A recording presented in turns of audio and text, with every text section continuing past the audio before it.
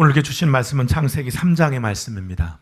창세기 3장 9절에서 14절까지의 말씀입니다. 창세기 3장 9절에서 14절까지의 말씀, 우리 한 절씩 교독하시고요. 마지막 절 합동하시면 좋겠습니다.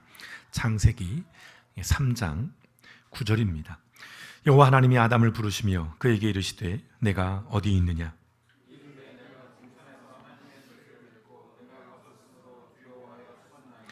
이르시되 누가 너의 벗었음을 내게 알렸느냐? 내가 내게 먹지 말라 명한 그 나무 열매를 내가 먹었느냐?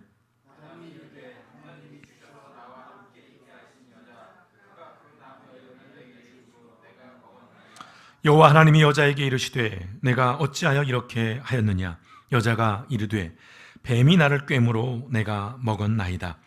여호와 하나님이 뱀에게 이르시되 내가 이렇게 하였으니 네가 모든 가축과 들의 모든 짐승보다 더욱 저주를 받아 배로 다니고 살아있는 동안 흙을 먹을지니라. 아멘. 좋으신 아버지 하나님, 오늘도 말씀 앞에 섭니다. 이 말씀이 다시 한번 우리 가운데 들려지고 이 말씀의 의미가 우리의 삶 가운데 적용되어지므로 우리를 새롭게 하시고 하나님의 창조의 그 원리와 그 의도와 그 목적 가운데 우리가 조금 더 회복되는 귀한 말씀이 되어질 수 있도록 성령 하나님께서 오셔서 우리 한 영혼 한 영혼의 마음을 붙드시고 아버지 하나님이여 그 마음을 만지시고 또한 새롭게 하여 주시옵소서. 주여 아버지 하나님이여 우리에게 들려지는 선포되는 이 말씀이 우리의 삶에 큰 영향을 주고 그리하여 이 말씀을 붙들고 어지럽고 힘든 이 세상 믿음을 잃지 않고 중심을 가지고 나아가는 믿음의 여정이 될 수 있도록 우리 하나님께서 역사하여 주시옵소서. 모든 말씀 우리를 권하신 예수님의 이름으로 감사하며 기도드렸습니다. 아멘. 예, 앉으시겠습니다. 오늘 말씀도 지난주 말씀에 계속되는 말씀입니다. 관련이 되어 있는 말씀인데요. 지난주 말씀을 한번 되새겨 보시면서 오늘 말씀을 같이 참조하시면 좋겠습니다. 1868년 미국에서 처음 개발된 이후로 인류의 역사를 정말 획기적으로 바꿔 놓은 것이 있습니다. 혹시 뭔지 감이 잡히시는지요? 이렇게 오래된지도 저는 몰랐습니다. 1868년에 개발이 되었다라고 하는데요. 그것은 바로 플라스틱입니다. 예, 플라스틱. 우리가 흔히 사용하는, 우리가 매일 사용하는 것인데요. 플라스틱. 네. 인간이 사용하는 도구를 기준으로 역사를 분류할 때 우리가 흔히 석기 시대, 또 청동기 시대, 또 철기 시대로 이렇게 나누죠. 이러한 기준에 의해서 본다면 아마도 지금 우리의 시대는 플라스틱 시대라 해도 과언이 아닐 것입니다. 한때 이 플라스틱은 신의 선물이라고 불렸습니다. 신의 선물. 예. 얼마나 우리의 삶을 변화시켰는지, 얼마나 우리의 삶에 편리함을 줬는지 인류의 역사를 바꿔놓을 만큼 위대한 발명품이라고 발견한 것이라고 그렇게 말했던 것이 바로 이 플라스틱입니다. 그러나 지금은 온 인류를 위협하는 그야말로 재앙이 되고 있는 현실입니다. 사람들이 사용한 플라스틱이 바다로 들어가고 거기에서 오랜 시간 동안 미세하게 분해가 된 이 플라스틱은 플랑크톤이 먹게 되죠. 그리고 이 플랑크톤은 작은 물고기들이 먹습니다. 그리고 이 작은 물고기들을 큰 물고기들이 먹게 되고요. 그리고 마침내 그 물고기들을 사람이 먹습니다. 이미 이 미세 플라스틱은 우리 몸속에 많이 쌓이고 있다라고 합니다. 오래전부터 시작된 일이라고 하죠. 그리고 앞으로는 더 심각해질 거라고 합니다. 특별히 플라스틱 사용 1위 국가가 바로 우리나라죠. 심각한 일입니다. 여러분, 이 플라스틱 문제는 1차적으로는 환경의 문제예요. 표면적으로는 그렇습니다. 그러나 근본적으로는 그것들을 추적해 들어가 보면 이 플라스틱의 문제는 관계의 문제입니다. 이 관계의 문제는 사회적인 문제이기 전에 더 곰곰이 생각해 보면 본질적으로는 신학적인 문제예요. 여러분, 관계는 창조의, 하나님의 창조의 기본 원리입니다. 이 관계라는 키워드는요. 창세기 5장 1절과 2절의 말씀에 보시면 이것은 아담의 계보를 적은 책이니라. 하나님이 사람을 창조하실 때에 하나님의 모양대로 지으시되 남자와 여자를 창조하셨고 그들이 창조되던 날에 하나님이 그들에게 복을 주시고 그들의 이름을 사람이라 일컬으셨더라 라고 기록합니다. 창세기 1장과 2장에만 이런 말씀이 있는 것이 아니라 창세기 5장에도 동일한 말씀이 기록되어 있습니다. 오늘 여기에서 사람이라고 번역된, 우리말로 사람이라고 번역된 그 말은 원어상으로는 아담입니다. 아담이라는 단어입니다. 아담은 우리가 흔히 단수로 쓰지만 실제의 의미는 복수의 의미를 갖고 있습니다. 즉 사람이라는 것이요, 사람 자체가 본질상 복수의 존재라는 것이죠. 성경에서 말씀하는 하나님의 사람 창조는 관계 또는 공동체를 만든 것이라고 그렇게 해석할 수 있는 것이죠. 창세기 1장과 2장에 걸쳐서 좋다라는 말, 하나님이 보시기에 좋았더라라는 말이 9번 등장합니다. 그 가운데 딱 한 번 좋지 않다라는 표현이 등장합니다. 어디에 등장하죠? 창세기 2장 18절입니다. 결혼식장에서 주례사로 많이 듣게 되는 말씀이기도 한데요. 말씀을 보시면 여호와 하나님이 이르시되 사람이 혼자 사는 것이 좋지 아니하니 라는 말씀. 여기서 처음으로 좋지 않다는 말이 등장을 합니다. 혼자 있는 것이 좋지 않다라는 것이죠. 여러분, 함께 살아가는 관계는 하나님의 형상대로 지음받은 인간의 본질입니다. 그러니까 사람이 뭐냐라고 할 때 그 자체가 이미 관계 속에 살아가는, 사람 속에 살아가는 것이 사람이고 그럴 때에 사람일 수 있다라는 것이죠.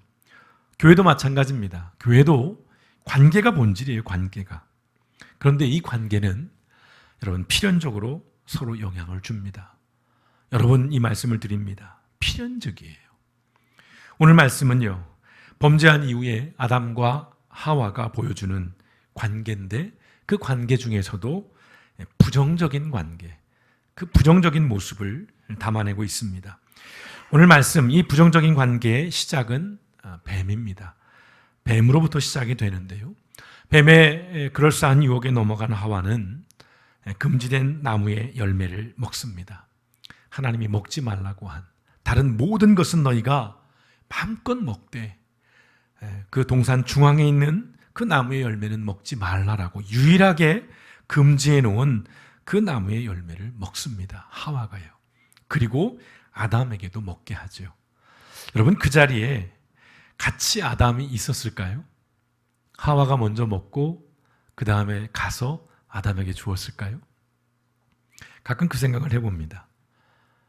분명 아담도 그 자리에 있었습니다. 같이 있었어요. 그런 면에서 아담이 더 나쁜 사람입니다. 하나님께서 하신 말씀을 직접 들은 사람이 아담이잖아요. 그럼 옆에서 말리든가 했어야 되는데 아마도 아담은 하와를 기미상궁으로 삼은 것 같습니다. 이것이 먹고 죽는지 사는지 한번 보자. 못된 호기심이죠. 이들이 하여튼 먹었어요. 먹고 나서 이후에 뭔가 잘못됐다라는 것을 이들이 직감합니다. 그때 하나님의 음성이 들려오죠. 3장 9절의 말씀. 여호와 하나님이 아담을 부르시며 그에게 이르시되 내가 어디 있느냐? 내가 어디 있느냐?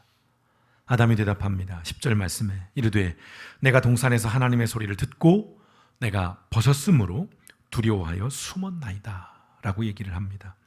그러자 하나님께서 다시 묻습니다. 11절에 이르시되 누가 너의 벗었음을 내게 알렸느냐? 내가 내게 먹지 말라 명한 그 나무 열매를 내가 먹었느냐? 라고 물으시죠.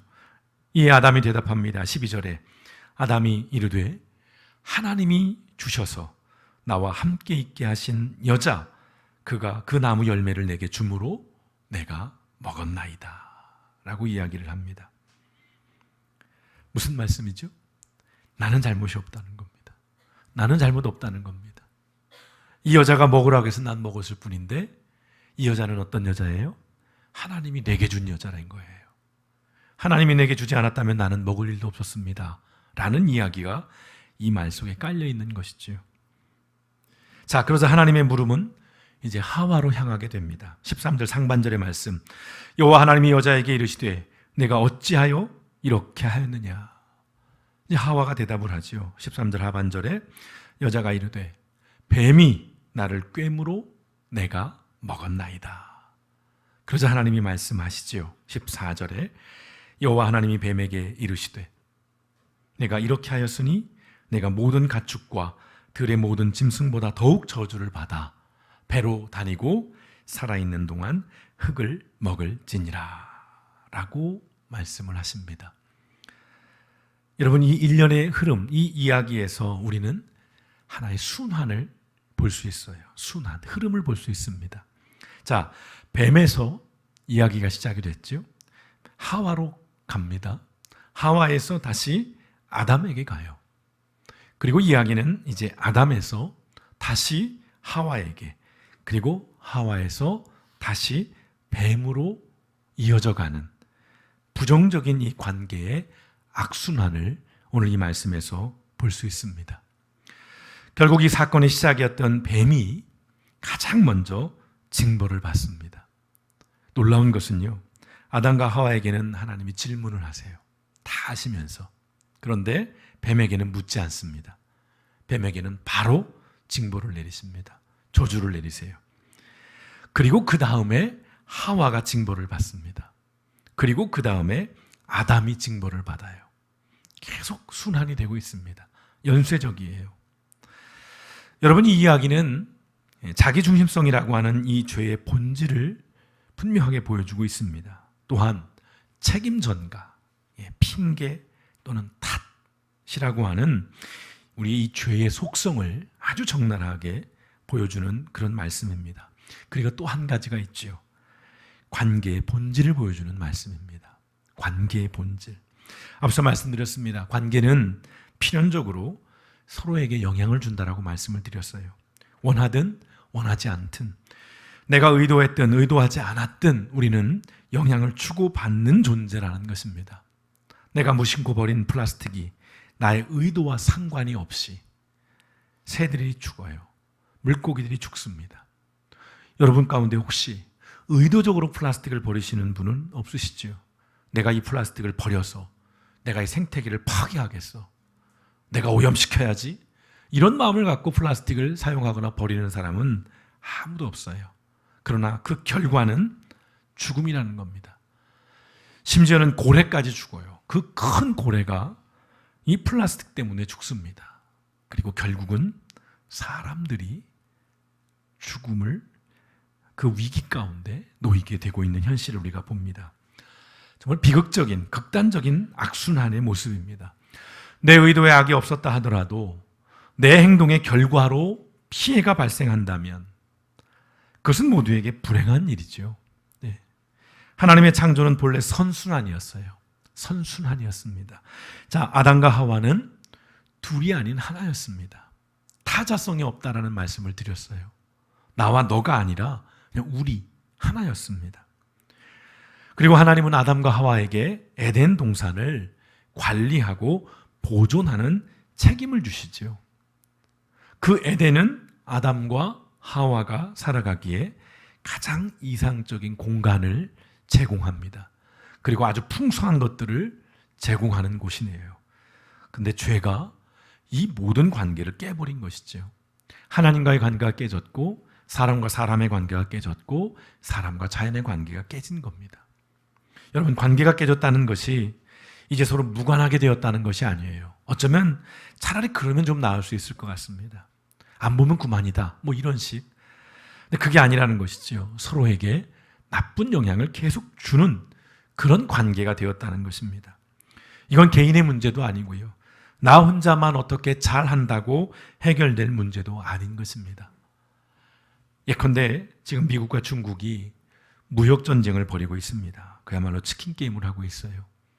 그 속에서 세계 경제가 지금 몸살을 앓습니다.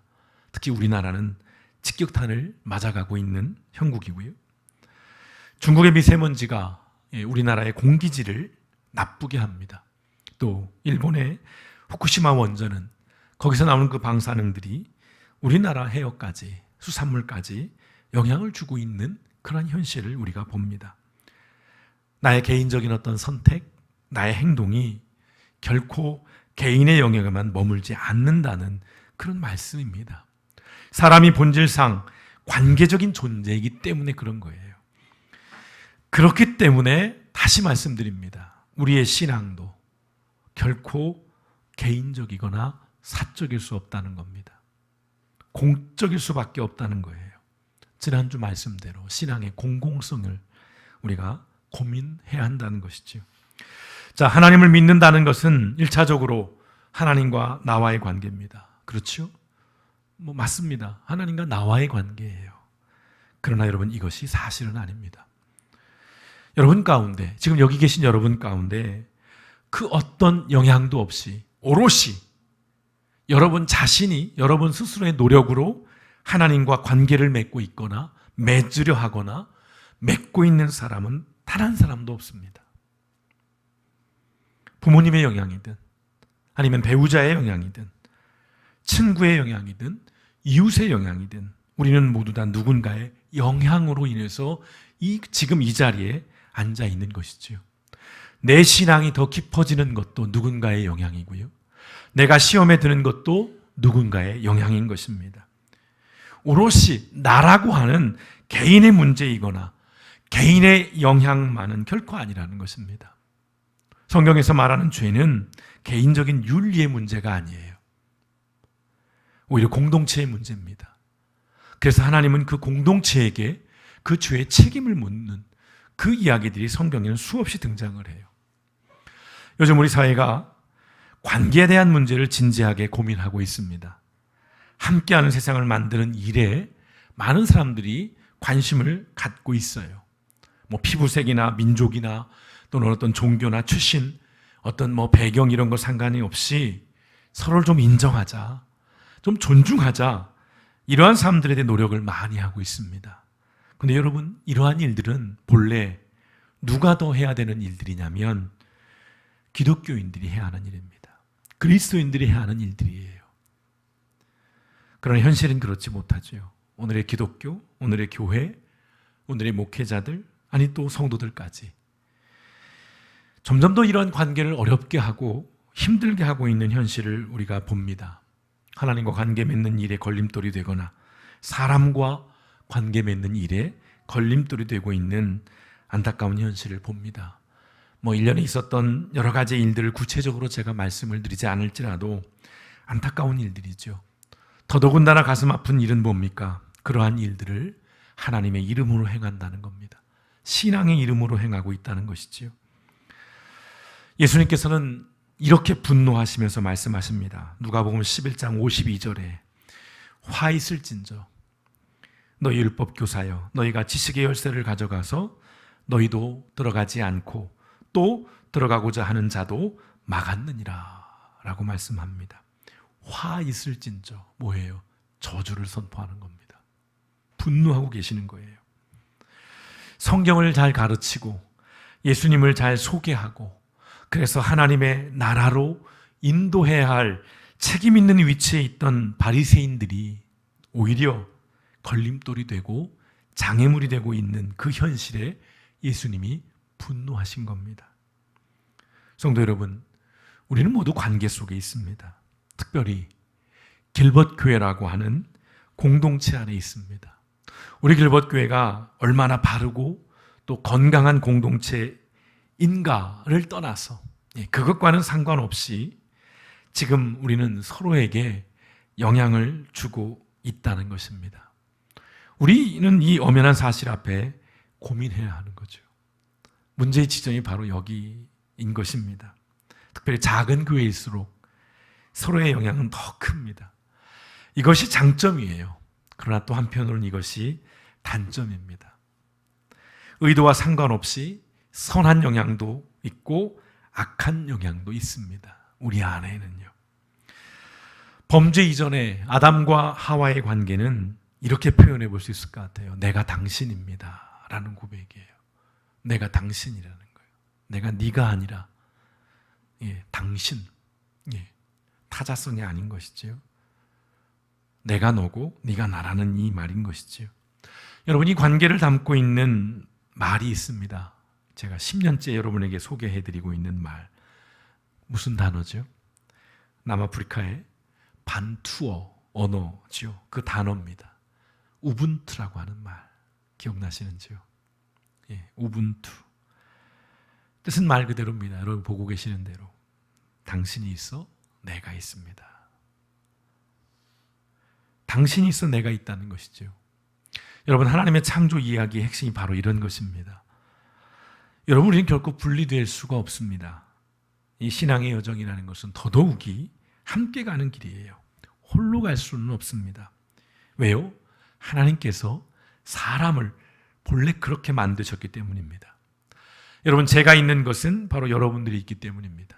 길벗교회가 있는 것도 바로 여러분들이 있기 때문이죠.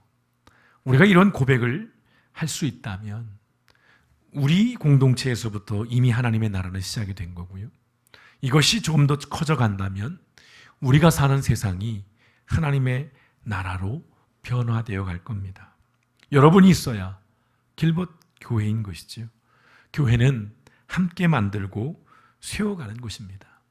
그래서 성경에서는 우리 성도들을 벽돌에 비유하기도 하죠. 에베소 2장 21절과 22절의 말씀. 그의 안에서 건물마다 서로 연결하여 주 안에서 성전이 되어가고 너희도 성령 안에서 하나님이 거하실 처소가 되기 위하여 그리스도 예수 안에서 함께 지어져 가느니라. 모퉁이 돌이라고 하죠. 예수님을 모퉁이 돌로 표현합니다. 우리는 그 돌 위에 하나하나 세워져 가는 벽돌인 거죠. 그렇게 우리가 서로 함께 지어져 가면서 교회가 된다라고 하는 것입니다. 내가 있어서 당신이 있는 것이죠. 당신이 있기 때문에 내가 있는 겁니다. 이 정신이, 이 원리가 성경에 말하고 있는 창조의 기본 정신입니다. 그리하여 여러분, 모든 사람은 교회 안에서 자신의 자리가 있습니다.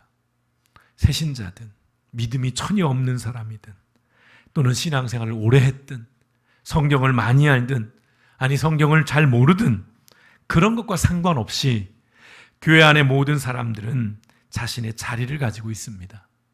그 자리를 지키고 그 자리에서 주어진 일들을 감당할 때에 교회는 교회가 될 수 있다라는 것이고요. 그러한 과정에서 우리는 건강한 그리스도인들이 될 수 있다는 것입니다. 그래서 오늘은 이런 물음을 드립니다. 교회 안에서 여러분의 자리는 어디이신지요? 길벗교회 안에서 여러분의 자리는 어디입니까? 내가 장로고 내가 집사고 내가 평신도고 내가 청년이고 내가 학생이고 이런 게 아니고요. 지금 길벗교회 안에서 여러분의 자리가 어디인지 우리는 다시 진지하게 물어봐야 할 것 같습니다. 또 하나의 질문은 이것입니다. 나는 지금 교회 안에서 어떤 영향을 주고 있는가? 앞서 말씀드렸습니다. 우리는 서로 영향을 주고받습니다. 좋은 영향이든 나쁜 영향이든. 나한 사람 없다고 한들 그냥 나가 빠진다 한들 뭐가 달라지겠어? 달라지지요. 그런 것 하나하나가 영향을 주어서 더 발전을 하든지 아니면 더 오그라들든지. 교회 안에서 모든 사람들은 각자의 자리에서 저마다의 영향력을 가지고 있다는 겁니다. 비중의 차이는 분명히 있겠지만 여기에서 자유로울 사람은 아무도 없다는 것이죠. 아담과 하와의 그 부정적인 관계의 모습, 그 부정적인 관계가 악순환되는 모습을 우리가 성경에서 봅니다. 오늘 우리의 교회는 어떤지를 또 고민하게 됩니다. 바라기는 내가 있는, 또 내가 있어야 할 이 자리를 지키고 그 자리에서 내가 할 일을 감당할 때에 선한 영향력들이 선순환이 되어서 교회가 교회로 되어져 가고, 또 성도가 성도로서 더 성숙해가는 그러한 교회, 또 그러한 공동체가 되어지고자 하는 소망이 있습니다. 우리는 작은 공동체예요. 작기 때문에 우리는 많은 장점이 있긴 하지만 그 작음이 주는 단점도 분명히 있습니다. 이것은 우리가 함께 힘을 모으고 마음을 모을 때에 비로소 해결될 수 있는 문제라는 것이죠. 하나님께서는 우리에게 함께 하길 원하십니다. 성경은 우리 가운데 함께 하라고 명령하십니다. 혼자 한 사람 한 사람 그렇게 될 일이 아니에요. 특별히 길법교회는 지금 매우 중요한 순간에 있습니다. 교회가 다시 힘을 얻어 나가느냐, 아니면 그저 미끄러져서 흩어져 버리느냐, 매우 심각한, 어찌 보면 위기 가운데 있습니다. 이때에 내가 조금 더 헌신하고 내 자리를 지킨다면 교회는 다시금 교회로서 힘을 얻게 될 것이고요. 이때 내가 조금 더 뒤로 빠지고 물러선다면 교회는 아예 무너져 버릴 수도 있습니다. 저는 오늘 굉장히 심각한 비장한 마음으로 이 말씀을 드립니다. 길법교회 안에서 여러분의 자리가 어디인가를 고민해 보시기를 권면드립니다. 또한 나는 지금 이 길법교회 안에서 어떠한 영향을 주고 있는가를 진지하게 고민해 보시기를 권면드립니다. 이러한 고민들을 통해서 이 작은 공동체 안에서 어떻게 하나님의 나라가 세워져 가고 그 하나님의 나라가 어떠한 나라인가를 우리가 함께 체험하고 공유하고 그것들을 통해서 세상으로 나아가서 우리가 사는 이 세상을 하나님의 나라로 변화시켜 나가는 그 일에 우리가 작은 일들을 감당할 수 있는 저와 여러분, 우리 길벗교회가 되어주시기를 주님의 이름으로 축원드립니다. 함께 기도하시겠습니다. 우리에겐 자리가 있습니다. 그 자리를 지켜야만이 그 공동체가 힘을 얻고 살아날 수 있는 겁니다.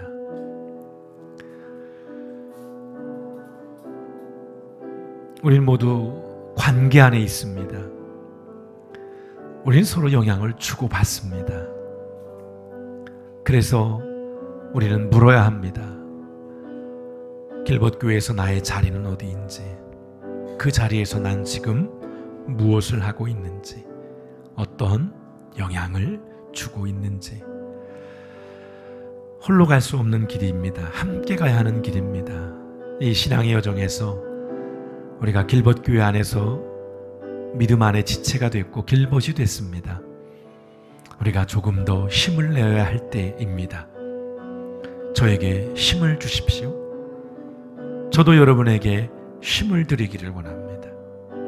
그렇게 함께 힘을 모을 때에 비로소 이 작은 공동체 안에서 하나님의 그 아름다운 나라가 이루어져 갈 줄 믿습니다. 이 시간 우리 자신을 돌아보면서 함께 하기를 원하시는 그 하나님의 마음을 기억하시면서 이 공동체를 위해서 우리가 다시 한번 하나님 앞에 결단하고 다짐하고 그 다짐 속에 좀 더 관계 안에서 서로가 서로에게 힘이 되어주는 우리 길벗교회 공동체가 되어줄 수 있기를 우리 소망하며 함께 같이 기도하는 시간 갖도록 하겠습니다. 함께 기도하시겠습니다. 좋으신 아버지 하나님, 사람을 본래 관계 안에 지으셨습니다. 하나님과의 관계, 사람과 사람과의 관계, 사람과 자연과의 관계. 죄는 이 모든 것들을 깨버렸습니다. 뒤집어 버렸고 왜곡시켰습니다. 아버지 하나님의 믿음의 여정은 바로 이 창조의 질서, 이 원리, 이 목적을 회복해가는 과정인데, 아버지 이 여정 가운데 우리가 길벗교회 안에서 함께 길벗이 되었습니다. 아버지 하나님, 오늘 우리의 공동체를 봅니다. 우리가 어떠한 관계 속에 있는지, 우리가 서로에게 어떠한 존재인지, 당신이 있어 내가 있습니다라고 하는 이 놀라운 고백이 우리 길벗교회 안에서 그쳐지지 않기를 원하오니, 먼저는 우리 하나님을 중심으로 우리 교회 모든 성도들이 함께 모이기를 원합니다.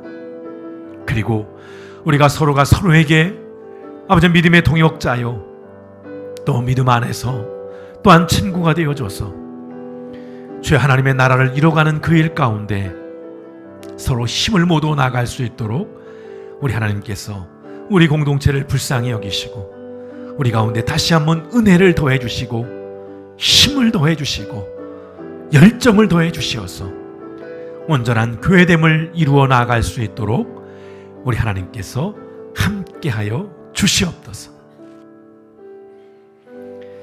지금은 우리 주 예수 그리스도의 한량없는 은혜와 하나님 아버지의 무한하신 사랑하심과 성령님의 감동 감화 내주교통 역사하심이 믿음 안에서 함께 교회로 지어져 가기를 소원하며 결단한 길벗교회들 머리머리 위에와 그들의 삶의 자리 위에 지금부터 영원토록 함께 하시기를 간절히 축원하옵나이다. 아멘.